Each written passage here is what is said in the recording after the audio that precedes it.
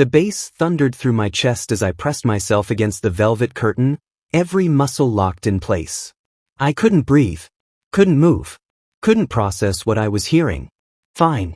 Whoever makes the Omega fall for them first wins the company merger. Ji-hoon's voice was ice, smooth, calculated, lethal. The kind of voice that signed million-dollar deals without flinching.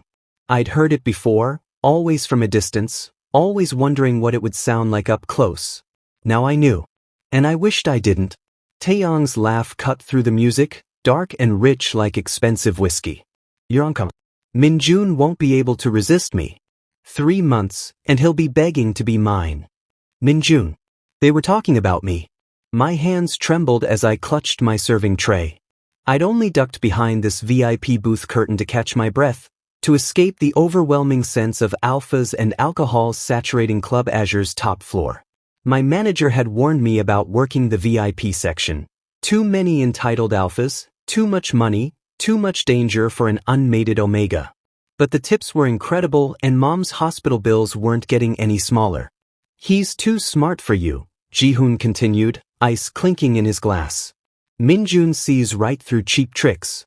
This will require strategy. And you think corporate flowers and expensive dinners will work?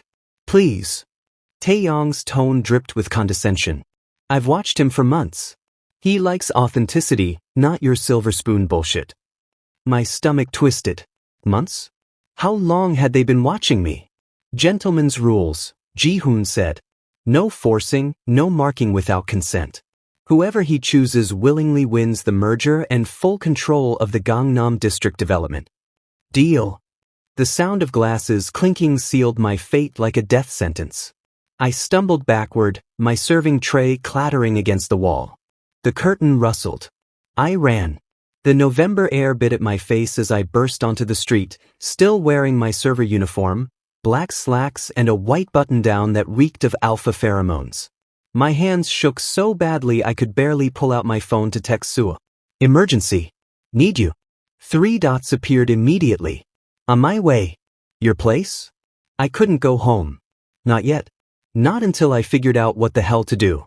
Kang Ji-hoon and Park Tae-yang, 2 of Seoul's most powerful alphas, had made me the centerpiece of their twisted game. Ji-hoon, the 28-year-old CEO whose tech company was revolutionizing Korea. Tae-yang, who owned half the underground clubs in Gangnam and probably half the illegal operations too. And somehow, I'd caught both their attention. Min-jun SSI. I spun around, heart jackhammering. A black Mercedes had pulled up to the curb, window rolling down to reveal a face I'd only seen in business magazines and across crowded club floors. Kang Ji-hoon. He was devastatingly beautiful in person, sharp jawline, dark eyes that seemed to calculate everything, perfectly styled black hair. His scent hit me even through the car window, cedar and rain, crisp and overwhelming. My Omega instincts screamed at me to submit, to lean closer, to trust him. I took a step back instead. You look cold, he said, voice smooth as silk. Let me drive you home. I'm fine. My voice came out steadier than I felt. It's 2 a.m. and you're standing outside a club in Gangnam. You're not fine. He opened the passenger door from inside. Please. I insist. Every nerve in my body screamed danger. But I thought about the bet, about their rules. Whoever he chooses willingly. They wanted to play games? Fine. I'd play. But they'd be playing mine. I slid into the Mercedes, and Ji-hoon's scent enveloped me like a drug. He drove in silence, classical music playing softly through premium speakers.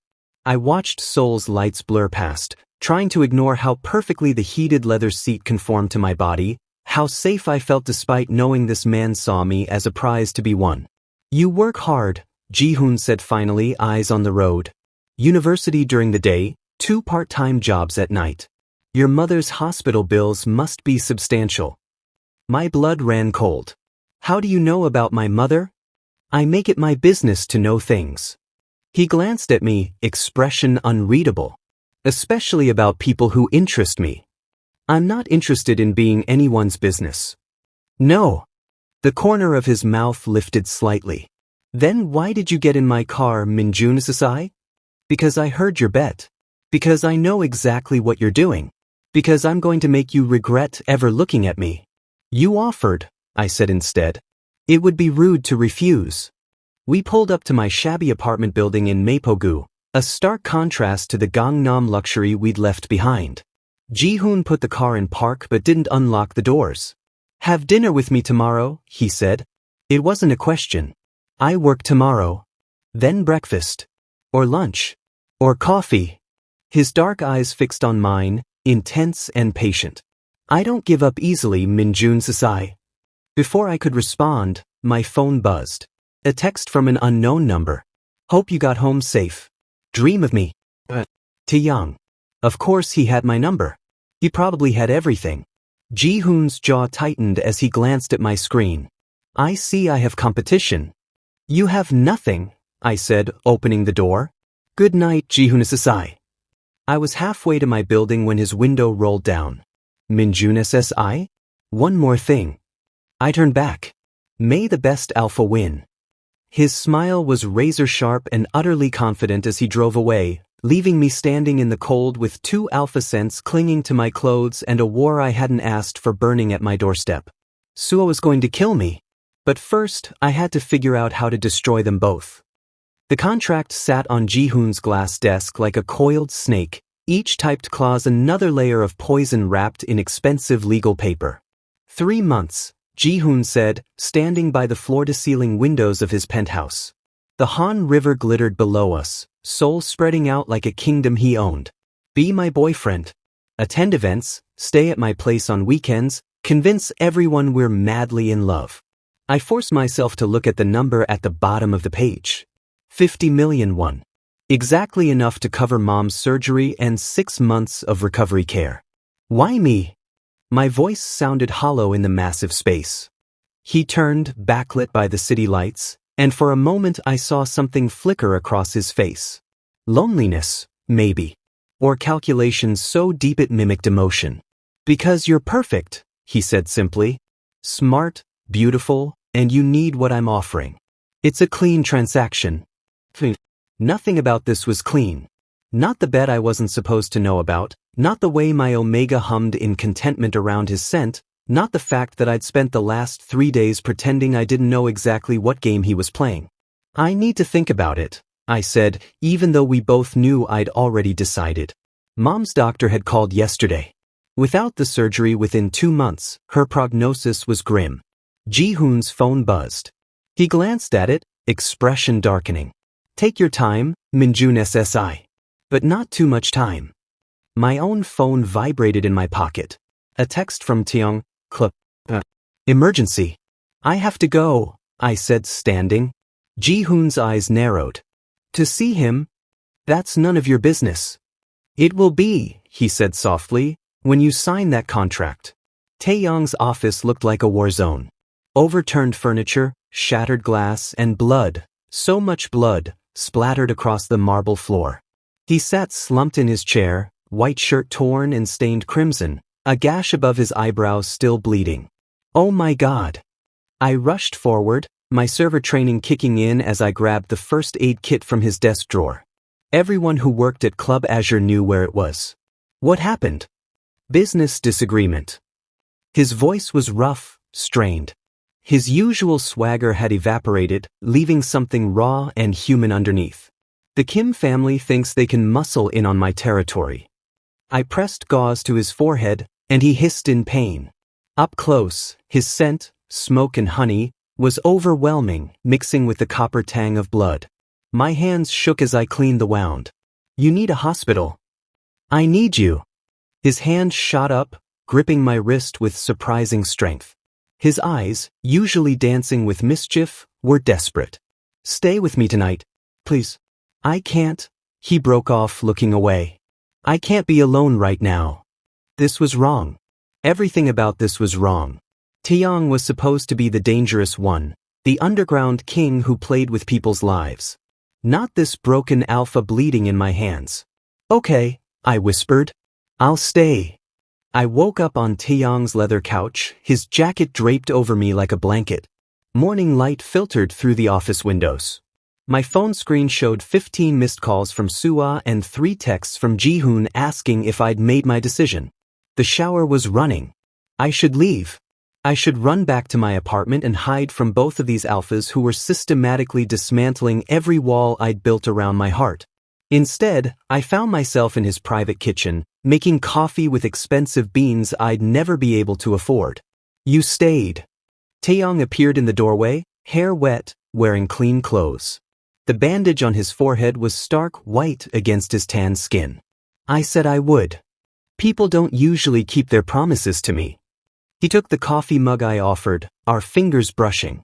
Thank you. For last night. For this. Why are you doing this? The question burst out before I could stop it. Why me, Tae-yang? You could have anyone. He set down the mug, stepping closer. His scent wrapped around me, and my omega preened despite my better judgment. Because you see me. Not the club owner, not the dangerous alpha everyone warns you about. You see me. I don't even know you. Then let me show you. His hand cupped my face, thumb brushing my cheekbone. No games, Min-jun. Just let me try. My phone buzzed. Sua's name flashed on the screen. We need to talk. Found something about Ji-hoon's contract. This bad. Sua's apartment was a 10-minute subway ride from Tae-yang's club. She opened the door before I could knock, dragging me inside with frantic energy. You cannot sign that contract, she said, shoving her laptop in my face. Look. Legal documents filled the screen. But not the contract Ji-hoon had shown me, a different one.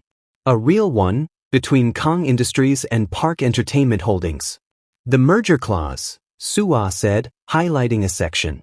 Whoever successfully courts and maintains a relationship with an Omega of pure bloodline for 3 consecutive months gains controlling interest in the Gangnam development project.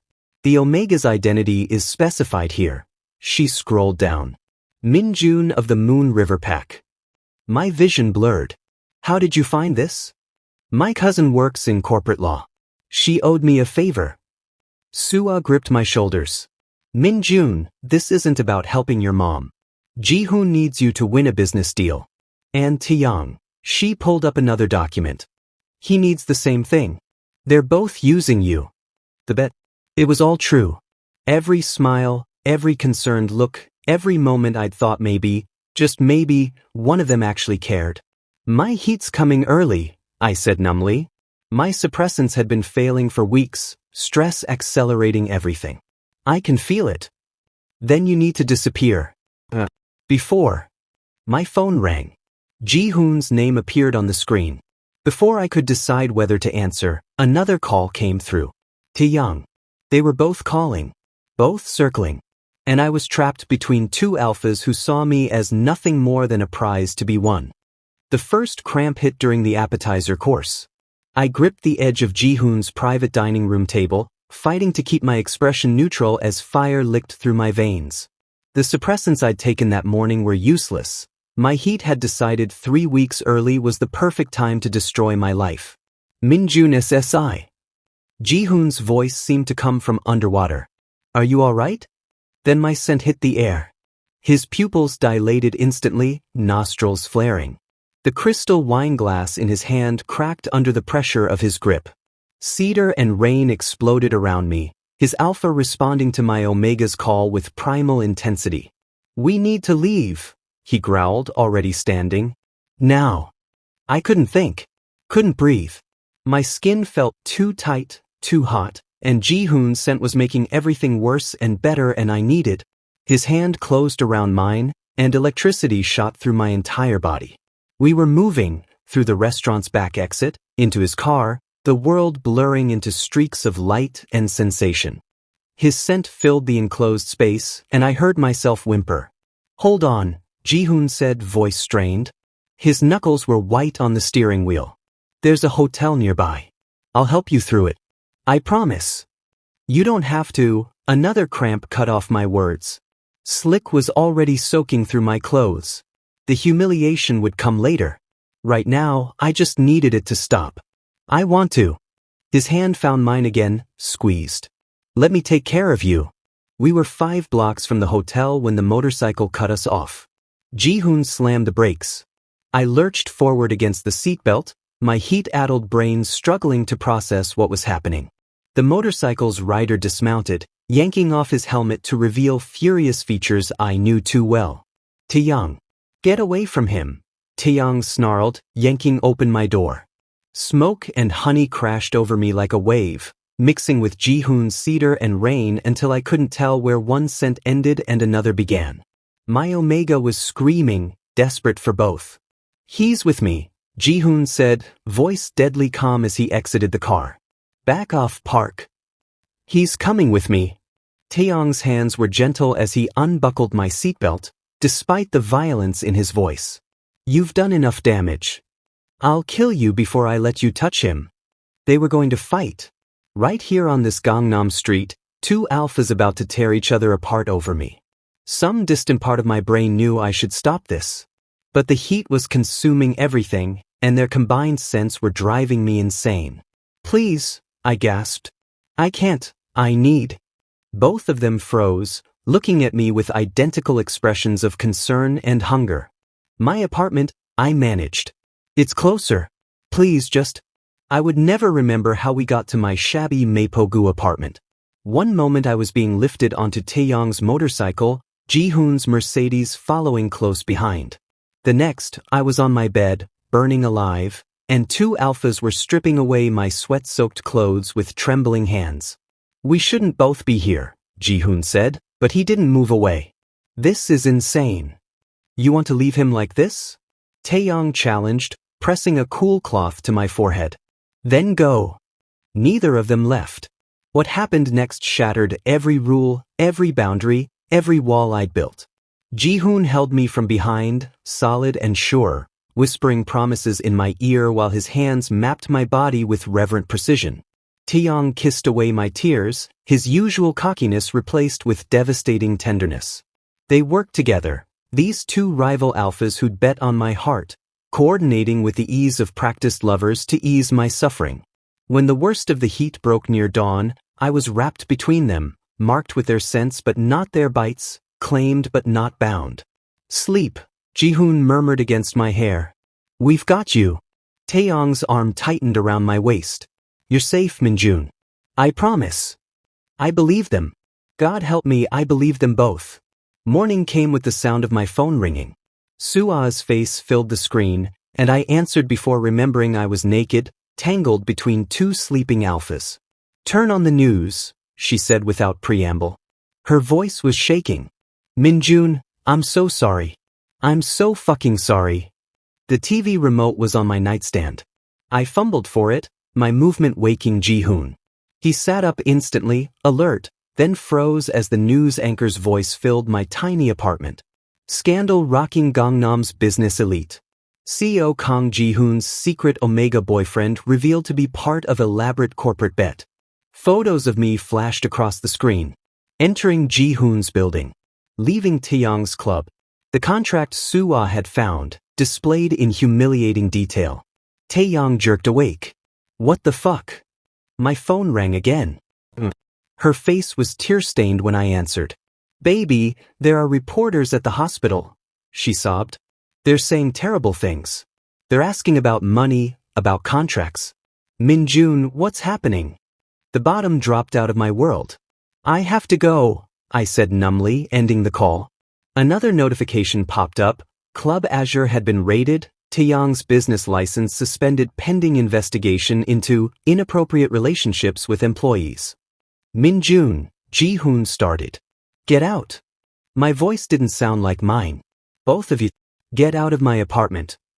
Let me explain. Explain what? I laughed and it came out broken. That this was all a game? That my mother's health, my job, my entire life, it was all just pieces on your chessboard. I grabbed clothes, not caring what I put on. Sua sent me the real contract. I know about the bet. I've known since the beginning. Tae-yang's face went white. You knew. I heard you. That first night at Club Azure. Tears burned my eyes, but I refused to let them fall. I thought, God, I actually thought maybe you'd both started to care. That the bet didn't matter anymore. But you're still playing, aren't you? Even now. No, Ji-hoon said firmly.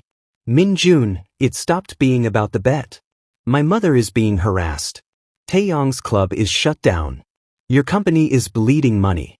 And I'm the Omega whore who destroyed it all. I headed for the door. Congratulations. Neither of you won. Hope it was worth it. I left them there, 2 alphas in my unmade bed, and walked out into the wreckage of my life. The warehouse smelled like oil and desperation. I'd followed Tae-yang here after getting Sua's frantic text. He's doing something stupid. Warehouse in Seongsadong. Hurry. 3 days had passed since I'd walked out of my apartment, 3 days of hiding at Sua's place while the media circus destroyed everything I'd ever worked for. The university had suggested I take a leave of absence. Both my part-time jobs had fired me. And Mom had checked herself out of the hospital, refusing treatment she thought was bought with shame. I pressed myself against the corrugated metal wall, listening.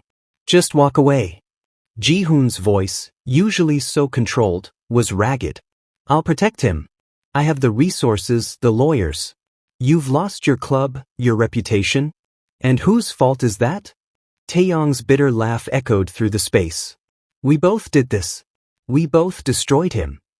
Then let me fix it. Alone. You still think this is about the bet? Tae-yang's voice cracked. You still think I'm playing? I love him, you bastard. I love Min-jun so much it's killing me, and you want me to just disappear? Silence. Then Ji-hoon's response, quiet and broken. So do I. My heart stopped. The world tilted sideways, and suddenly I was 16 again, reading romance novels and believing in fairy tales. But this wasn't a fairy tale. This was 2 alphas who'd started with a bet and ended with something that looked dangerously like truth. It doesn't matter, Ji-hoon continued. Our fathers orchestrated this entire thing. The bet, the merger clause, all of it, they were testing us. Seeing if we'd be weak enough to actually fall for an Omega. We failed their test, Tae-yang. And now they're demanding Min-jun disappear, or they'll make sure his mother never receives medical care anywhere in Korea. I stopped breathing. They threatened her? Tae-yang's voice went deadly quiet. Mine did. I assume yours did too. Papers rustled. They've already drafted the NDA. $500 million won for Min-jun to leave Seoul, change his name, never contact either of us again. They called him a complication that needs resolving. I'll kill them. Tae-yang's words were simple, factual. I'll kill both our fathers before I let them touch him. Or we walk away first, Ji-hoon said softly. We lose everything. The companies, the money, the power, and we find him. Together. We make this right. I couldn't listen anymore. I stepped around the corner, and both alphas froze. Min-jun, they said simultaneously. Your fathers think I'm a complication? My voice was steel. Fine. Let me show them what a real complication looks like. The shareholder meeting was in 2 hours. Ji-hoon had tried to stop me, had literally blocked my path in his building's lobby, but I'd pushed past him with a strength I didn't know I possessed. You'll destroy everything, he'd said desperately. My company, my reputation. Good, I'd replied. You destroyed mine first. Now I stood outside the conference room, wearing the only suit I owned, cheap, ill-fitting, bought for job interviews I'd never gotten. Inside, Korea's business elite waited to hear Ji-hoon's explanation for the scandal that had rocked Gangnam's corporate world. Tae-yang appeared beside me, somehow having tracked me here. He looked different, hair unstyled, designer clothes replaced with jeans and a leather jacket. More real. More him. You don't have to do this, he said. Yes, I do. Then let us stand with you. Ji-hoon emerged from a side hallway, and my breath caught. He'd changed too, no tie, shirt wrinkled, shadows under his eyes like he hadn't slept in days. He looked at me the way a drowning man looks at shore. Together. Ji-hoon asked quietly, offering his hand. I looked at both of them, these 2 alphas who'd bet on my heart and lost everything trying to win it for real. The bet had brought us together in the ugliest way possible. But maybe, just maybe, the truth could set us all free. I took Ji-hoon's hand. Then Tae-yang's. Together. The conference room fell silent as I walked in flanked by both alphas. Cameras flashed. Shareholders whispered. At the head of the table, Ji-hoon's father, silver-haired and cold-eyed, looked at me like I was something he'd scraped off his shoe. "This is a private meeting," he said icily. "Then you should have kept your private bet private." I pulled out the documents Suwa had found, slamming them on the table. "You wanted to test your sons? See if they were weak enough to fall for an Omega? Congratulations. They failed spectacularly." Gasps rippled through the room. Ji-hoon's father stood, face reddening. "You have no right." "I have every right. You made me a pawn in your game, and now I'm flipping the board." I looked at Ji-hoon. Tell them everything." Ji-hoon stepped forward, and I saw the exact moment he chose me over everything else. The merger, the bet, the manipulation, all of it was orchestrated by our fathers to prove we'd choose business over weakness. They were wrong. I choose Min-jun. Over this company, this family, everything. "You'll have nothing," his father spat. "I'll have him." Ji-hoon's hand found mine. "That's enough." Tae-yang moved to my other side. "Same here. My club's already gone. Might as well lose the rest." I looked at the shocked faces around the table, powerful people who'd never expected an Omega to have a voice, much less use it. "I'm leaving Seoul," I said clearly. "My mother and I are going to Jeju Island, where we can recover from this mess in peace. If either of these alphas want to follow me, they'll do it with nothing. No money, no power, no safety net. Just them." I walked out, leaving chaos behind. 2 weeks later, Jeju Island. I was helping Mom plant flowers in our small rental garden when I smelled them. Cedar and rain, smoke and honey, carried on the ocean breeze. They stood at the gate, both wearing ordinary clothes, carrying backpacks like college students. Ji-hoon's hands were blistered. He'd clearly never done manual labor in his life. Tae-yang's usual swagger was gone, replaced by nervous hope.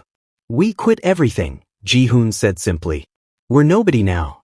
Just two alphas who love you more than anything else in this world," Tae-yang finished. Mom looked up from her flowers, then at me. "Are these the boys?" "Yes." She smiled. "Then invite them in. They look hungry." I crossed the garden to where they stood, my heart full of something that felt dangerously like forgiveness. "The bet's over. You both lost." "No," Ji-hoon said softly, pulling me close. "We won. We just didn't know what the prize really was." Tae-yang wrapped his arms around both of us. Took us long enough to figure it out. Standing there between them, the ocean wind tangling our scents together, I finally understood. They hadn't won me. We'd won each other. All three of us, battered and broke and finally, impossibly free. "Welcome home," I whispered, and meant it.